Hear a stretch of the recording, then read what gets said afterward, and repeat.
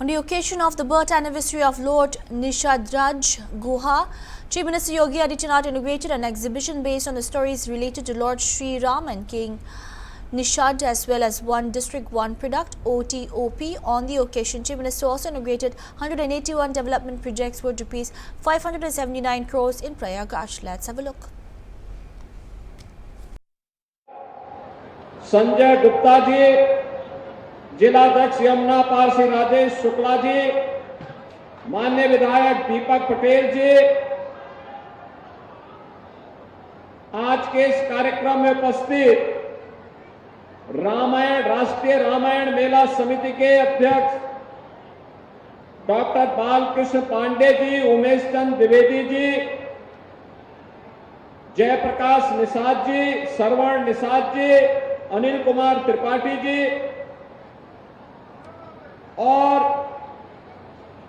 समारोह में उपस्थित प्रयागराज और श्रृंगवेरपुर से जुड़े हुए मेरे सभी उपस्थित बहनों और भाइयों, आज वासंतीय नवरात्रि की पंचमी तिथि है। पंचमी तिथि के अवसर पर प्रभु श्री राम के अभिन्न सखा निषाद राज की इस पावन जयंती कार्यक्रम में महाकुंभ कार्यक्रम के उपरांत मुझे आ जाने का सौभाग्य प्राप्त हुआ है। मैं इस अवसर पर निषाद राज के स्मृतियों को नमन करते हुए आप सभी का अभिनंदन करता हूं। आपको इस दिवस की हृदय से बधाई देते हुए आपका मैं अभिनंदन करता हूं।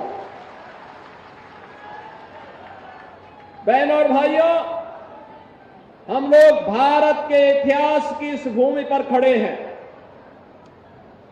हजारों वर्ष पहले इसी धरा पर मर्यादा पुरुषोत्तम प्रभु श्री राम उस समय के इतिहास को रचने के लिए जब अपने पूज्य पिता को दिए गए वचनों के अनुरूप वन के लिए प्रस्थान कर रहे थे, तो महर्षि भारद्वाज के आश्रम में जाने के पहले मां गंगा को पार करने के लिए उन्होंने इस श्रृंगवेरपुर की पावन धरा पर कदम रखा था। महर्षि श्रृंगी और माता शांता का यह स्थल माना जाता है। महर्षि श्रृंगी के बारे में मान्यता है, उन्हीं के द्वारा महर्षि वशिष्ठ की प्रेरणा से किए गए पुत्रेष्ट यज्ञ के कारण भगवान राम, भरत, लक्ष्मण और शत्रुघ्न, इन 4 पुत्रों का जन्म महाराज दशरथ के घर में उनकी 3 रानियों से हुआ था।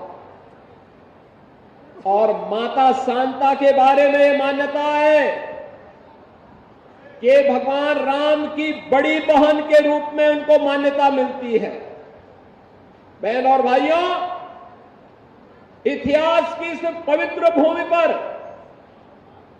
जहां पर भगवान राम ने आकर के माता शांता को भी अपना परिचय दिया और साथ साथ अपने बचपन के गुरुकुल के मित्र निषाद राज को जब जानकारी मिली कि प्रभु आए हैं, तो उन्होंने उस समय उन्हें अपने राजमहल में रुकने के लिए आग्रह किया। लेकिन भगवान राम ने कहा नहीं, पिता की आज्ञा है, पिता की आज्ञा है कि मैं वनवास में रहो, वनवास को अभय करो, तो मैं वन में ही रहूंगा। और उन्होंने उस समय निषाद राज ने अपनी मित्रता के धर्म का निर्वहन करते हुए न केवल